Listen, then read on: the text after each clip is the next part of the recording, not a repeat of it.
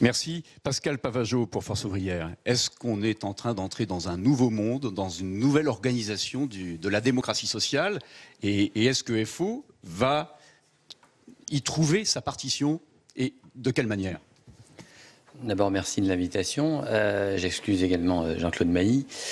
Maintenant, il faut qu'on arrête avec ça, quoi. Enfin, le monde ne s'est pas créé en avril 2017. Tout n'est pas arrivé en avril 2017 et à contrario, on voudrait nous expliquer qu'au motif qu'on n'a pas de mémoire ou je ne sais pas quoi, il faudrait mettre fin à 30 ans de fonctionnement de dialogue social, d'acquis, etc., etc. Donc ça marche pas. Ou alors, c'est pour dire qu'on met fin au libéralisme, qu'on met fin aux déréglementations, là dans ces cas-là, banco. Mais si c'est par contre pour remettre en cause un certain nombre de droits ou d'acquis, là, on ne suivra pas et on ne sera pas d'accord. La question qui est derrière le dialogue social, aujourd'hui, c'est pareil, il n'y a pas une révolution. Nous, on a salué la concertation, mais c'est une concertation. Elle n'a rien d'exceptionnel ni d'extraordinaire. Donc, le dialogue social derrière tout ça, quelque part, il est avant tout de notre responsabilité, à nous, les 8 interlocuteurs sociaux. Et de ce point de vue-là, on regrette, et je pense qu'on est nombreux à le regretter, que depuis un certain temps, et encore une fois pas avril 2017, nous ne soyons plus allants en matière d'agenda social, notamment sur les négociations interprofessionnelles. On n'a pas besoin d'un gouvernement, quel qu'il soit, pour nous dicter un agenda social. Nous sommes libres, nous sommes indépendants pour pouvoir nous fixer les champs de négociation interprofessionnelle que nous voulons avoir, au même titre d'ailleurs que dans la branche, et au même titre que nous pouvons faire des propositions à l'échelle de l'entreprise. Je prendrai un seul exemple pour illustrer ce que je veux dire derrière ça. Le télétravail. Le gouvernement précédent, autre temps, autre loi, nous dit il faut une concertation sur le télétravail. Il ne la met pas en place. Nous décidons, les 8 interlocuteurs sociaux, de la mettre en place en ce début d'année 2017. Objectivement, c'est une réussite, puisque nous arrivons à avoir un document validé, pour le coup, partagé, pour le coup, par les 8. C'est suffisamment rare pour le rappeler. Ça doit être unique même. Ça arrive de temps en temps, mais là, en l'occurrence, ça faisait un bout de temps que ce n'était pas arrivé. Donc, on arrive à identifier tous ensemble, par la concertation, sur le plan interprofessionnel, des questionnements et des enjeux liés au télétravail que l'accord national interprofessionnel de 2005, auquel cet accord, cet ANI, ne permet pas de répondre.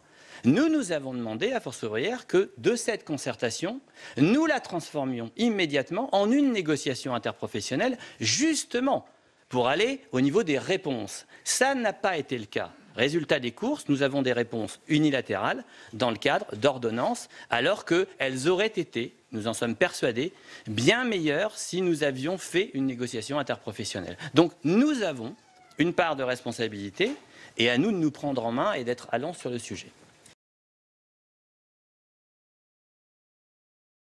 Merci. Alors, Pascal Pavageau pour FO, il a un handicap, c'est qu'il est tout près de moi, c'est le dernier, et donc c'est lui qui joue la variable d'ajustement en termes de timing pour répondre à cette thématique du gagnant-gagnant à la place du donnant-donnant. Rapidement. Je suis le perdant-perdant, c'est ça. Bon, 100 milliards d'aides aux entreprises chaque année, d'aides publiques. 67 milliards de CICE, grosso modo, distribués depuis 2013, avec un problème. Alors, pour le coup, les entreprises sont doublement gagnant-gagnant, puisqu'il y a l'aide et il n'y a pas de conditionnalité.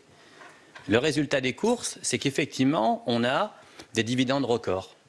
Par contre, pour les salariés, toujours autant de modération salariale et moins de droits, pas d'investissement, ou très peu d'investissement, et en matière d'emploi, rien, enfin, à l'exception d'un pins, strictement rien. Donc, on se retrouve dans une situation depuis 2013, où 300 000 emplois créés depuis 12 mois. D'habitude, c'est les syndicats qui coupent le patron. Je peux pas. Donc là, j'ai déjà pas beaucoup de temps de parole. Je corrige juste les incorrections. Vous noterez tous que le MEDEF a coupé FO. Moi, je vois que les partenaires sociaux, c'est une joyeuse bande. Quand même. Ouais, enfin, ça, c'est bon. Bref, ça se discute aussi. Donc, la question du gagnant-gagnant, c'est de la com. OK, il faut arrêter aussi avec ça. Ça a déjà été dit. Enfin, il n'y aurait pas les start-upers d'un côté qui sont l'avenir du pays et les fainéants de l'autre. Il faut arrêter avec ça. Et de ce point de vue-là, nous, on considère qu'effectivement, on doit, par la négociation, par la concertation, par la revendication, avoir un syndicalisme de salariés, de travailleurs qui soient dans la revendication pour la conquête, pour la reconquête sociale, de surcroît face à 40 ans de libéralisme effréné. Je conclurai en disant que là-dessus, il y a un chiffre dont on parle jamais et pourtant on le connaît tous. On est en France avec 93 à 95% de nos travailleurs qui sont couverts par une convention collective ou par un statut. Mais ça, c'est notre fierté, ça. Ça, c'est la fierté de notre modèle social, de nos négociations. Ça, c'est véritablement gagnant.